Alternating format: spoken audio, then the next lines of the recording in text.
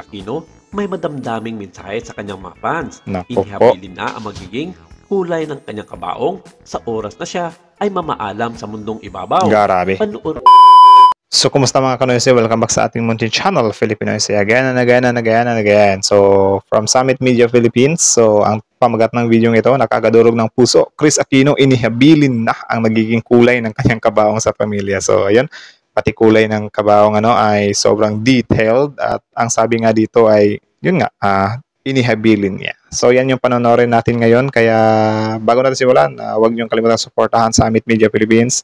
Link nasa description box below. Tapos, yun, kung tip nyo naman ng mga ganitong reaction video, may kasama kayo manood. Siyempre, bago nyo nakalimutan i-subscribe yung YouTube channel natin, Filipinoyse. So, di na natin ito patatagalin pa. Simulan na natin muli ang title ng video ito, Nakakadurog ng Puso. Chris Aquino, inihabilin na ang magiging kulay ng kanyang kabaong sa pamilya.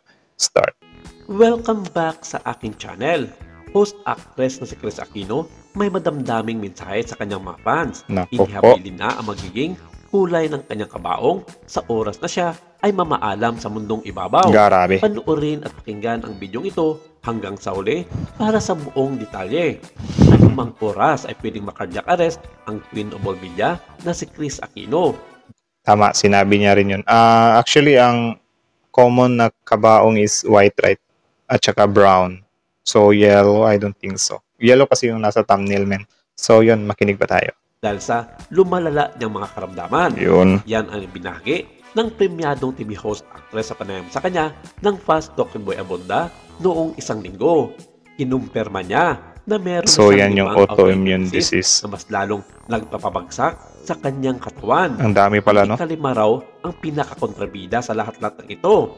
Ayon kay Chris, matapos magkaroon ng comorbidity at magpositibo sa COVID-19, ilang buwan na ngayon ang nakakaraan, may tama na rin daw ang kanyang baga. Okay. So, ang isa sa nakapag-trigger sa kanya ay nung pandemic.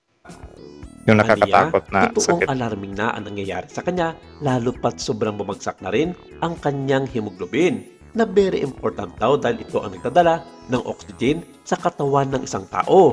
Ito na marahil ang isa sa mga pinakamapaghabong laban ng kanyang katawan sa mga nakamamatay na mga sakit. May problema na rin daw ang puso ni Chris dahil may mga pagkakataon na grabe ang taas. Si Kiray ba yan? Ng kanyang heart rate. Pupunta lang daw siya ng banyo ay inaabot na ng 120 to 146 ang kanyang heart rate. Grabe. Say pa ni Chris, posibleng araw siyang ma-stroke anytime. Kaya naman, triptil na ang ginagawa niyang pag-iingat dito. Grabe si Chris, man. Nakikita ko yung mga video niya na tinuturukan siya ng mga injection. Parang wala na lang sa kanya, man. Sobrang nasanay na siguro siya. Muli, humihiling ang actress sa kanyang mga taga-suporta ng taimtim na dasal para sa kanyang kalusugan. Let's pray. Nakapalan daw niya ulit ang kanyang muka sa paghingi ng panalangin mula sa publiko. Samantala, kahapon lamang Lunes, February 19, 2024, sinubukan ng host actress ang bagong biological na gamot para makatulong sa pagkontrol sa kanyang mga autoimmune disease at ito'y para na rin sa kondisyon ng nakasulat sa likod, rent our space for event. May nakasulat sa pader, men. Rent our space for events. Kanyang puso. Big risk daw ito para kay Chris dahil kapag hindi raw ito naging effective sa kanya, pwede siyang ma-cardiac arrest. Grabe, no? Baby dose pa lang ang binigay sa kanya ng mga doktor kahapon at titingnan kung kakayanin niya. 4 na doses daw ang tinurok sa kanya kahapon para sa nasabing treatment. At ano na kayang update, men? Ayon sa source, mukhang successful naman ang nasabing gamutan na ginawa sa host actress. Bago pa ito nangyari, nagsalita si Chris na parang may pangamba sa kanyang buhay at sa mangyayaring gamutan, 1 linggo bago ito gagawin ang nasabing treatment. Tama. Ang kanyang naging saad, on Monday, papasok ako sa ospital at may susubukan kaming biological na gamot. This is my chance to save my heart. Because kung hindi ito tumalab, I stand a very strong chance of having a cardiac arrest. As in, pwedeng tumigil na lang yung pagtibok ng aking puso. Grabe. So may gamot na susubukan. But here's have a very big risk. Actually, para sa akin, nakakatakot yung alam mo na may tanning na ka na or yun nga, 50-50 situation ka na. Kasi 50-50 situation na tong kay Chris, guys, eh. Kasi sa bibig niya na mismo nang galing na anytime pwede ako magkaroon ng cardiac arrest or tumigil sa pagtibok ang puso ko. So, 50-50, di ba?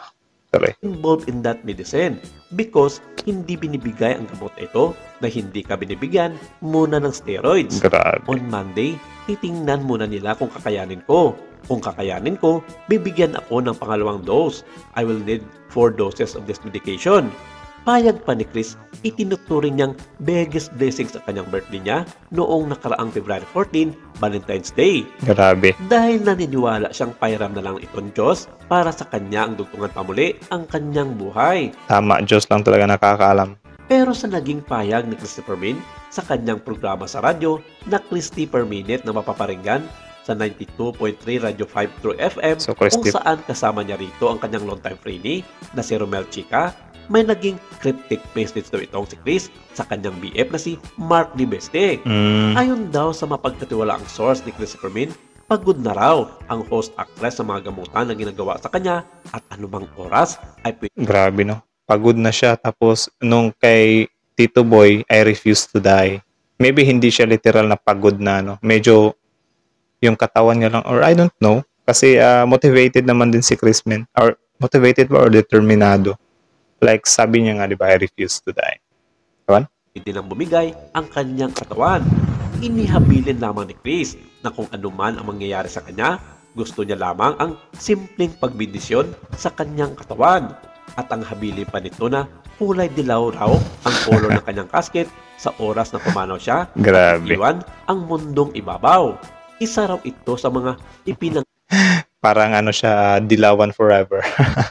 Kasi dilaw yung kabaong niya. Or siguro nasanay siya na dilaw kasi ngayon naman din yung kulay na ginagamit ng nanay niya, di ba? So, I don't know. nako ng kanyang kasintahan na si Mark Libeste ayon sa mapagkatiwalaang source ng kampo ni Christopher Min. Maraming salamat. Ito lang muna ang ating update for today. So, ayon kay Summit Media Philippines dito, yung sources na pinagsasabi niya about sa dilaw na kabaong is from Christopher Min. Tama ba ako ng pagkakaintindi? Just correct me if I'm wrong. Tapos yun, medyo na, no? Dapat ka bang matawa kapag dilaw yung kabaong na pinili niya? Parang hindi naman din kasi yun naman talaga yung parang nagiging trademark ng mga kinos, di ba? Color yellow. So, dun sila nakilala sa kulay na yun. Though, sobrang controversial ng kulay na yan kasi sobrang daming kalaban nila. Like, you know. Tapos, yun lang naman. About nga dun sa yan, no? Wala na akong update. Maybe after this, manonood ako ng update sa kanya kung ano na nga ba yung nangyari kasi according nga sa kanya, no, nung interview niya sa The Fast Talk with Tito Boy Abunda, kailangan niya ng 4 doses of steroids tapos need yun mag-succeed. So, I don't know if nag-succeed na nga ba, no? So, sana may mga updates tayo na ma-pick up after this. So, yan lang naman. Kayo, ano masasabi niyo sa video ito? Comment down below. Tapos sa kalagayan ni Chris, tapos dun sa kulay na kabaong na pinili niya, comment down below. So, hanggang dito na lang muna guys. Kita-kita sa sunod na video. Again, watch this video without my face, Summit Media Philippines. So, I think legit naman siguro to kasi si Christopher Min naman yung sources niya, diba? So, yun. Subscribe Summit Media Philippines. Link is in the description box below. Supportahan nyo yan. Tapos, yun. Bago nyo iwan yung YouTube channel natin, syempre, wag nyo na rin kalimutan subscribe yung YouTube channel natin, Filipino IC. So, hanggang dito na lang. Thank you so much for watching. Adios.